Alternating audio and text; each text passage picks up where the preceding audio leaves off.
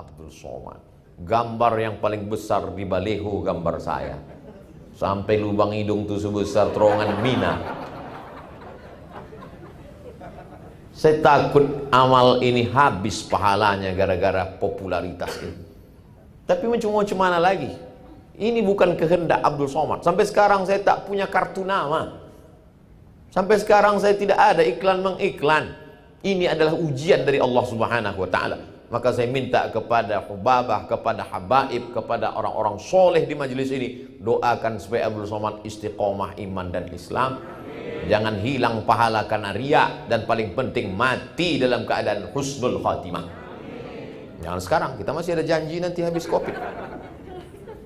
Kedua, kenapa Abu Jahal, Abu Lahab tidak bisa menerima Nabi Muhammad SAW Isra Mi'raj? Karena mereka tidak belajar fisika. Tak perlu profesor doktor untuk bisa paham Isra Mi'raj. Cukup anak SMP kelas 1, kelas 2, kelas 3 yang belajar fisika. Kecepatan cahaya 1 detik 300.000 km. Tik. 300.000 km. Tik. 300.000 km. Tik. 300.000 km. Jarak dari Masjidil Haram ke Masjidil Aqsa 1.500 km. Kecepatan cahaya 1 detik 300.000 km. Jika kecepatan cahaya 1 detik 300.000 km dan dari Masjidil Haram ke Masjidil Aqsa hanya 1.500 km, berapakah waktu yang diperlukan untuk Isra? Bisa masuk UAS, ujian akhir semester. Bisa masuk ujian CPNS Provinsi Maluku. Bergizi soal-soal itu. Kenapa? Karena ketika orang memahami itu dengan ilmu modern, inilah yang disebut dengan integrated curriculum. Mengintegrasikan antara kurikulum agama dengan kurikulum umum. Sehingga dalam kepalanya itu ada akidah akhlak, tasawuf, fikih, usul fikih, kawaidul fikih, nahu, saraf, balaghah, ma'ani, bayan, rijalul hadis, muskilul hadis, mukhtaliful hadis. Tapi dalam kepalanya juga ada fisika, kimia, biologi, matematika, bahasa Inggris. Dia bebas mau menjadi apa saja, tapi di hatinya tetap la ilaha illallah Muhammadur Rasulullah. Inna fi khalqis samawati, dalam penciptaan langit, wal ardi, penciptaan bumi. Itu semua ayat-ayat. Penciptaan langit, ayat Allah. Ketika dipakainya akalnya untuk memikirkan ayat Allah, muncul ilmu astronomi. Penciptaan bumi, ayat Allah. Ketika dipakainya otaknya, teliti ilmu anatomi tubuh. Kalau dia kaji ayat-ayat Al-Quran, dia akan jadi ahli tafsir. Kalau dia kaji ayat-ayat kasih sayang, dia akan menjadi penulis novel ayat-ayat cinta. Tidak lepas dari kedekatan dengan Allah Subhanahu wa taala. Abu Jahal, Abu Lahab tidak sampai nalarnya ke sana karena dia tidak belajar ilmu-ilmu modern. Anak-anak kita sudah hafal Al-Quran, ada yang juz 30, sudah menghatamkan bacaan Al-Quran. Nanti terserah dia mau sekolah kemana. Ceramah saya di Universitas Islam Indonesia Yogyakarta, ketemu dengan Bapak Rektor. Kata Pak Rektor, Ustadz Abdul Somad, siapa saja anak yang hafal Quran 30 juz, maka dia diberikan beasiswa full plus uang saku. Diberitakan anak-anak yang paling banyak di fakultas kedokteran adalah anak-anak penghafal Quran. Allahu Akbar. Dia bisa jadi polisi, dia bisa jadi tentara, dia bisa jadi apapun. Insya Allah kalau hafal Quran dia tidak akan korupsi. Kalau hafal Quran dia tidak akan selingkuh. Kalau hafal Quran dia tidak akan berpikir macam-macam. Al-Quran menjaga dia. Apa kata Sayyidina Ali? Al-malu wal ilmu. Apa beda harta dengan ilmu? Al-ilmu yahrusuka wal malu anta tahrusuhu. Ilmu menjaga engkau, harta itu engkau yang menjaganya. Mereka sudah dapat ilmu. Ilmu itu menjaga mereka. Kita ilmu tak ada, harta pun tak punya. Dua-dua tak ada. Mudah-mudahan mereka diberikan Allah dua-duanya insya Allah. Amin. Ya Rabbal Alamin. Ketiga, Kenapa Abu Jahal, Abu Lahab sulit untuk memahami Isra Mi'raj? Karena mereka adalah tak memahami makna asra. Abdul Somad Sara. Sara Abdul Somad. Sara yasiru, Abdul Somad berjalan. Tapi bunyi ayat itu bukan Sara. Subhanalladzi asra. Maha suci Allah yang memperjalankan. Kalau memperjalankan berarti ada yang diperjalankan.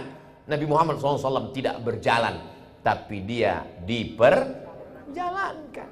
Abdul Somad berangkat dari Cengkareng jam 2 malam. Pesawat pun terbang sampai ke airport Patimura, Ambon.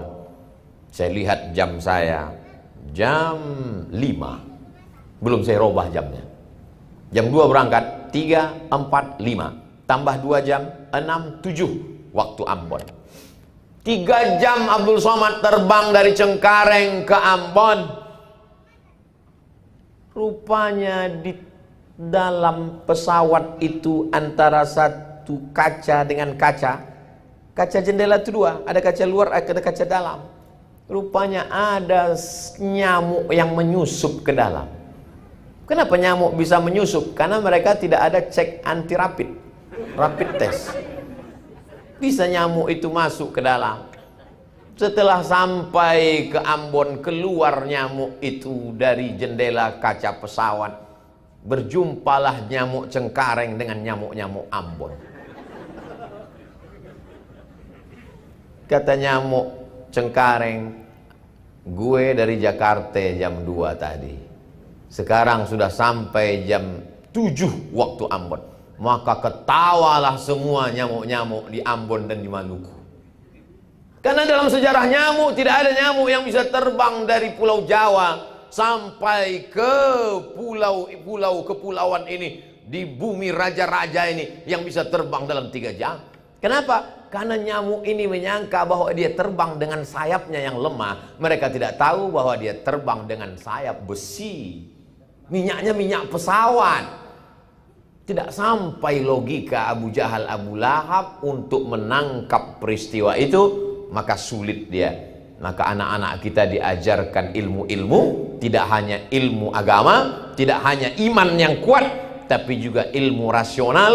Maka kita diajarkan Rabbana atina fid dunya hasanah wa fil akhirati hasanah wa qina adzabannar. Ini untuk ibu bapak yang mana tahu nanti anaknya nanya setelah 27 Rajab, di mana-mana acara Isra Mi'raj. Papa, mama, ini apa nama acaranya? Isra Mi'raj. Isra Mi'raj itu apa? Nabi Muhammad dari Masjidil Haram ke Masjidil Aqsa naik ke Sidratul Muntaha. Kok bisa? Memang dia Superman? Dia tidak berjalan, anakku. Dia diperjalankan. Sama seperti semut yang tadi masuk ke dalam rambutan yang ibu bawa dari pasar. Kalau nyamuk samut itu mana bisa dia berjalan kaki. Tapi kalau dia dibawa, dia sampai. Sesungguhnya perumpamaan-perumpamaan itu adalah untuk memudahkan memahami teks ayat-ayat hadis-hadis Nabi Muhammad sallallahu alaihi wasallam. Tapi akal ini memang sejengkal. Bambu buluh kalau panjang sejengkal jangan sampai kita pakai untuk mengukur lautan. Maka apa kata pepatah? Kalau galah panjang sejengkal jangan laut hendak diduga. Tak dapat kau tangkap dengan akal pikiranmu. Tapi dengan ilmu pengetahuan dan imanmu kau dapat berkata subhanallah, subhanalladzi asra bi'abdihi. Maha suci Allah dari tuduhan-tuduhan yang tidak layak dilontarkan oleh mulut-mulut Abu Jahal dan Abu Lahab. Tapi ada satu orang yang begitu cerita Nabi langsung percaya. Percaya itu bahasa Arabnya shadaqah. Orang yang percaya itu disebut dengan siddiq. Maka di akhir namanya disebut, digelar dia dengan gelaran Abu Bakar As-Siddiq. Asal usul As-Siddiq adalah kepercayaan dia, keyakinan dia tentang Isra Mi'raj Nabi Muhammad sallallahu alaihi wasallam. Kita lanjutkan. Tiba-tiba suatu malam nazara Jibril, turun malaikat Jibril alaihissalam.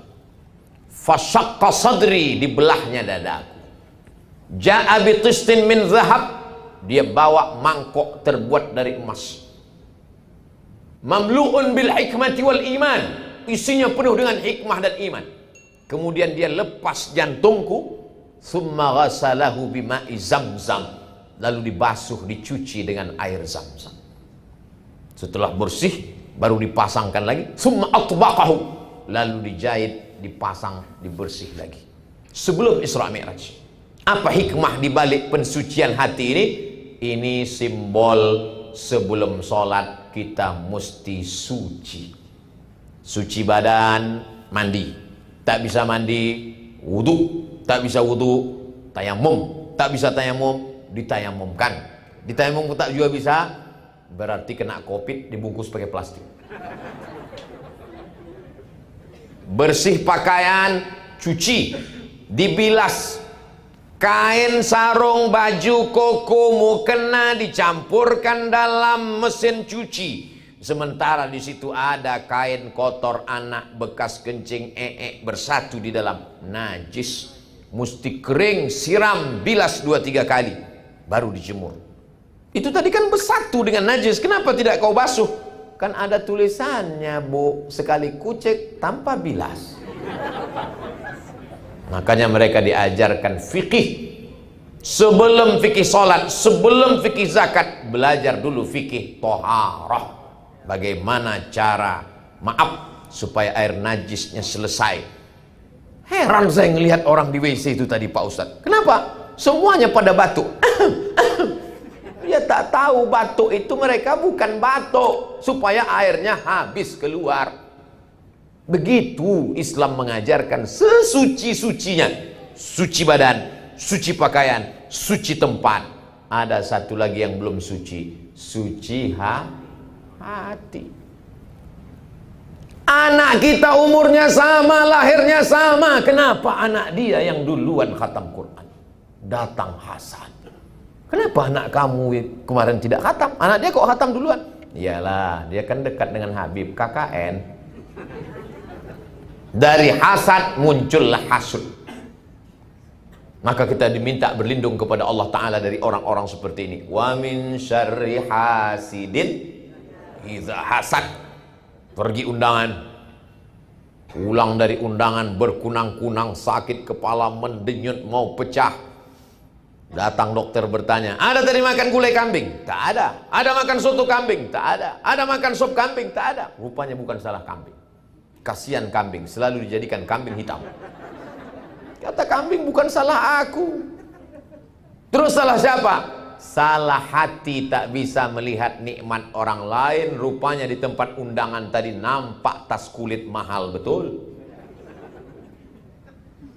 Karahatun ni'mah 'alal mun'ami 'alaih. Tak senang melihat orang lain dapat nikmat. Yang paling celaka setelah tak senang, wa hubbu zawaliha. Ingin supaya nikmat orang itu hilang. Kalau tidak mempan dengan hasud, maka dengan santet, dengan sihir, dengan black magic, dendam kesumat, dan lain sebagainya. Melihat orang kaya, sakit hati dia. Melihat orang rumahnya renovasi, naik asam urat. Melihat orang yang bagus bajunya, naik asam lambung. Maka kapan kita bisa menikmati hidup? Orang yang hasad dan dengki itu bukan penyakit akhlak, tapi penyakit tauhid. Berarti dia tidak bisa menerima ketetapan Allah Subhanahu wa ta'ala. Maka kita ridho menerima ketetapan. Tapi kalau dia peroleh dengan cara yang haram, dengan cara yang batil, Islam mengajarkan amar ma'ruf nahi mungkar. Kalau kau nasihati orang di depan orang banyak, kata Imam Syafi'i, sesungguhnya kau sedang menjatuhkan marwah, harkat, martabat, air mukanya. Kalau kau mau nasihati dia, nasihatilah dia 4 mata. Assalamualaikum Ustaz Somad. Waalaikumsalam. Ada yang perlu saya sampaikan. Saya tak bisa bicara depan orang banyak, takut saya nanti Ustaz malu. Oh baik, oke. Mesti 4 mata? Iya Pak Ustaz. Apa masalahnya? Inilah mau minjam duit Pak Ustaz. Tanya mau meluruskan. Ada masanya kita bicara di depan orang banyak, tapi ada masanya menjaga harkat martabat orang. Makanya kata Nabi, di dalam badan manusia itu ada segumpal ala fil jasadi mudghah idza salahat salahal jasadu kulluh. Kalau yang segumpal sekepal itu baik, maka dari ujung rambut sampai ke ujung kaki menjadi baik. Wa idza fasadat, kalau dia rusak, maka dari ujung rambut sampai ke ujung kaki menjadi rusak. Ala wahiyal qalb, yang segumpal itu adalah jantung. Makanya kita selalu takut kena penyakit jantung. Kemana Pak Haji kemarin yang kalau di sholat di masjid selalu di sebelah kanan imam itu meninggal mendadak Pak Ustaz? Kenapa? Jantung koroner. Mana pernah kita dengar cerita si anu meninggal kenapa? Kena kurap. Jamaah yang dimuliakan Allah Subhanahu wa taala. Jadi Allah berikan perumpamaan jantung itu zahir dan batin. Ada namanya jantung, memang fungsi jantung dalam tubuh itu luar biasa. Dialah yang menjemburkan, menyemprotkan darah, berdetak, berdegup. Pegang dada sebelah kiri, terasa berdetak, berdegup. Kalau tak terasa, kasih tahu ke panitia. Begitu juga dalam diri kita ini ada hati, tempat bersatunya baik dan buruk. Di sanalah kita akan melihat segala perbuatan kita. Maka apa kata Allah Subhanahu wa taala, wa nafsin wa ma sawwaha, demi jiwa dan penciptaannya, fa'alhamaha fujuraha wa taqwaha. Kami berikan dua jalan, ada jalan fujur, jalan salah, jalan dosa, jalan maksiat. Wa taqwaha, jalan baik, jalan takwa, jalan lembut, jalan ridha, jalan qanaah, jalan tawakal. Qad aflaha man zakkaha, beruntunglah orang yang mensucikan hatinya. Wa qad khaba man dassaha, rugilah orang yang mengotori hatinya. Hati adalah cermin. Kalau cermin kita hitam, maka wajah yang putih pun nampak hitam. Cermin mesti jernih, cermin mesti putih, supaya nampak segala sesuatu dengan jernih. Mana cermin kita? Bukan cermin yang di depan mata, tapi cermin hati kita. Innal kalama la fil fuadi, kalimat itu letaknya di dalam hati. Wa inna ju'ilal lisan, diciptakan lisan untuk menceritakan apa yang ada di dalam hati. Kalaulah bapak-bapak, ibu-ibu, pejabat, pejabat, orang-orang terhormat, orang-orang mulia ini sombong, angkuh, tak akan mungkin dia mau datang. Pak Kapolres, dari mulai datang tadi sampai acara petang sampai malam nih sempat datang. Pak Sekda sempat datang, Ibu DPD sempat datang. Padahal kalau secara usia, ngapailah kita datang cuma dengar ceramah Abdul Somad? Kita udah main bola, dia masih merangkak lagi. Kita kan jauh di atas dia. Tapi ada kelembutan, kerendahan hati, tawadhu yang membuat orang mau datang. Man tawadha'a lillah, siapa yang merendahkan dirinya karena Allah, illa rafa'ahullah, maka Allah akan mengangkat derajatnya. Jadi Isra Mi'raj adalah penghambaan diri serendah-rendahnya sehingga Allah mengangkat setinggi-tingginya. Kalau kau mau diangkat Allah, maka rendahkanlah dirimu sampai kau merasa kau seperti mayat yang sedang dimandikan orang yang sedang memandikan jenazah. Bagaimana orang sedang memandikan jenazah? Tangannya dibengkokkan, hidungnya dipakai kapas, tak ada melawan. Mohon maaf Bapak Ibu yang pernah memandikan jenazah, ada pernah ketemu jenazah melawan? Kalau ada berarti dia belum mati. Ini semua menunjukkan bahwa kita rendah hati. Ustaz Abdul Somad nanti datang. Sami'na wa ata'na sam'an wa ta'atan Habib. Yang penting urus izin keramaian, semuanya selesai saya akan datang. Nanti kita acara dulu atau makan dulu acara. Terserah Habib, saya ikut saja. Ustaz Somad nanti acaranya mau duduk atau berdiri? Terserah, tapi rasa-rasanya saya mau berdiri Habib. Soalnya kalau duduk nanti jamaah mungkin ada yang dibalik tiang, ada yang duduk tak nampaknya. Banyak juga jamaah ini mau melihat, menyaksikan apa sama wajahnya di YouTube dengan asli.